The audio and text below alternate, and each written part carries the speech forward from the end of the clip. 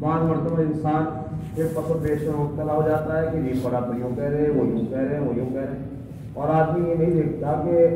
کس آدمی نے کس انداز سے بات کو پوچھا ہے۔ مثلاً ہمارے یہاں عمومی طور پر شادیوں میں لفافے دینے کا رواج ہے، اور لوگ خاص طور سے لڑکی کی شادی کے اندر جب جاتے ہیں یا عقیقے میں جاتے ہیں تو کچھ لفافہ دیتے ہیں۔ اب سوال کرنے والے نے سوال کرا کہ جی حضرت وہ جو لفافے میں پیسے دیے جاتے ہیں، جب اس لفافہ دینے والے کے یہاں شادی ہوگی تو اس کو بڑھا کر پیسے دینا ضروری ہوتا ہے، تو اس کا کیا حکم ہے؟ جواب یہ ہے بیاج ہے، سود ہے، قطعاً ناجائز حرام ہے کہ جی ہم نے دیے مثال کے طور پہ 151 روپے، اب جب وہ پلٹی کرے گا تو جی دے گا بولو 201 روپے۔ تو اب اگر اس انداز پر لفافے کی لین دین ہوگی تو مسئلہ کیا نکل کے آیا؟ یہ بیاج ہے، سود ہے، قطعاً حرام ہے۔ اب کسی دوسرے سے سوال کرا کہ حضرت ہم لفافہ جو دیتے ہیں تو یہ لفافہ جس کو دیا گیا ہے یہ اس کے اوپر دین ہے، فرض ہے، ایسا نہیں ہے کہ ہم نے اسے دے دیا ہے تو بات ختم ہو گئی، بلکہ اس کے یہاں اس کا ریکارڈ رہے گا، اور جب ہمارے یہاں شادی ہوگی تو کتنے ہی پیسے اسے واپس کرنا ضروری ہوں گے۔ تو کیا پھر ہم اس صورت کے اندر لفافے کی لین دین کر سکتے ہیں؟ تو اب جواب آگے سے یہ آئے گا کہ خواہ مخواہ انسان قرض کے اندر کیوں مبتلا ہو رہا ہے؟ یہ اس طرح کی دینداری اپنے سر کے اوپر رکھنا یہ تو حماقت ہے۔ بھائی قرض کو تو یہ فرمایا کہ جب انسان بہت زیادہ مجبور ہو جائے اور اب ضرورت کے پورا کرنے کا کوئی اور سامان دکھائی نہ دے تو یہ انسان قرض لے لے، اور قرض لے کے اپنی ضرورت کو پورا کر لے اور جلدی سے جلدی اس کی ادائیگی کی جو ہے کوشش کرے۔ اب پتہ لگا جناب والا وہ قرض ہے، اگر معاشرے نے اور سماج نے اس کو قرض قرار دیا ہے تو اس قرض کی واپسی ضروری قرار دی گئی ہے، تو پھر اگر اس حالت کے اندر موت آ گئی تو پھر جناب نبی کریم صلی اللہ علیہ وسلم کی روایت یاد رہنی چاہیے کہ انسان کی بدترین موتوں میں سے موت یہ ہے کہ اس کو قرض کی حالت میں موت آئے، یا خواہ مخواہ کی مصیبت، کوئی ضرورت نہیں، کوئی کچھ نہیں، لفافے لے لیں گے جو ہے خواہ مخواہ کا قرض دار بنے پھر رہے، تو اس اعتبار سے بھی پھر یہ کیا ہوگا وہ بھی ناجائز ہوگا، اس سے احتراز کرنا اور بچنا ضروری ہوگا۔ اب تیسرا آدمی سوال کرتا ہے جا کے کہ جی وہ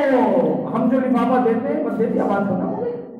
ہمیں کوئی لینا نہیں، ہمیں کوئی ہماری خوشی ہے، ہمارے دوست کے ہاں، ہمارے بھائی کے ہاں، ہمارے فلاں کے ہاں، دماغ کے یہاں اگر شادی تھی وہ ہم نے لفافہ دے دیا، ہمیں کوئی غرض نہیں ہے نہ ہم اس سے لینے کے نہ ہمیں کوئی حصہ، اور ہم تو دے کے چھٹی پائی،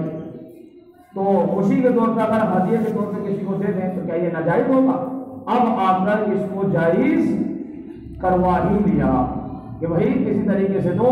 ہمارا جو چل رہا ہے سسٹم، یہ سسٹم صحیح ہونا چاہیے، اور پھر مول صاحب نے مفتی صاحب نے کہا ٹھیک ہے اس میں کوئی حرج نہیں۔ کیوں؟ ایک صاحب مجھے کہہ رہے کہ اگر وہ یہ سب ناجائز ہوتا تو ہم فلانے مولانا صاحب کی شادی میں گئے تھے، وہاں پر ان کے ہاں تقریر پہ کھڑے ہوئے تھے، جو بھی آپ کے آ رہا تھا انہوں نے لفافہ دے رہا تھا اور وہ لے رہے تھے، اگر یہ سب ناجائز ہوتا تو وہ کیوں لے رہے تھے؟ ارے مولوی ہے، مولوی کے اوپر اپنے آپ کو قیاس کر رہا ہے۔ ہمارے استاد محترم اللہ تعالیٰ ان کی قبر کو نور سے منور فرما دے، مولانا نور عالم خلیل امینی رحمۃ اللہ علیہ عربی ادب کے بڑے استاد تھے، وہ فرمایا کرتے تھے یہ مولوی اتنا چلاک ہے کہ یہ حدیث کا ترجمہ بھی غلط بیان کرتا ہے۔ حدیث کے اندر ہے تہادو تحابو، تہادو تحابو، اس حدیث کا صحیح ترجمہ یہ ہے ایک دوسرے کو ہدیہ دو تو ایک دوسرے سے محبت بڑھے گی۔ اس کا صحیح ترجمہ کیا ہے؟ ایک دوسرے کو ہدیہ دو تو ایک دوسرے سے محبت، تو اگر فرمایا کرتے تھے مولوی اس کا ترجمہ کرتا ہدیہ دو محبت بڑھے گی،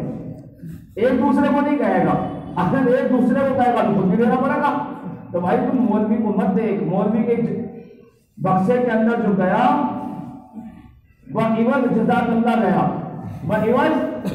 اللہ تعالیٰ تمہیں اس کی بہترین جزا دے۔ اب تم یہ مت سوچنا کہ مولانا صاحب تمہیں واپس کریں گے،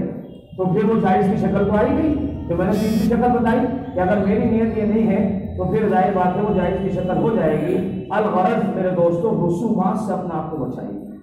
خواہ مخواہ کے بندھنوں سے اپنا آپ کو بچائیے، جتنا ایزی اپنے آپ کو لائف کو کریں گے اور آپ رسومات کا بائیکاٹ کریں گے، میں صحیح بتا رہا ہوں زندگی میں سکون پیدا ہوتا چلا جائے گا۔ ورنہ آج لوگوں کے لیے فنکشنوں میں شرکت کرنا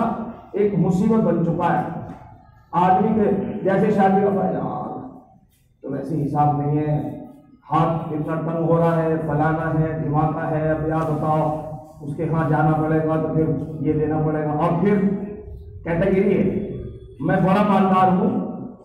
وہ ہونا تو چاہیے تھا میرے ہاں کچھ بھی نہ دیا جاتا، میں تو بڑا مالدار ہوں، اللہ تعالیٰ نے مجھے اتنی دے رکھی، لیکن میرے ہاں چھوٹا لفافہ ریاکاری نہیں ہے، تو پھر یہ کیا ہے؟ اللہ تعالیٰ خوش ہوگا ان کاموں سے؟ بڑے مالدار کے ہاں 5100 کا لفافہ ہے،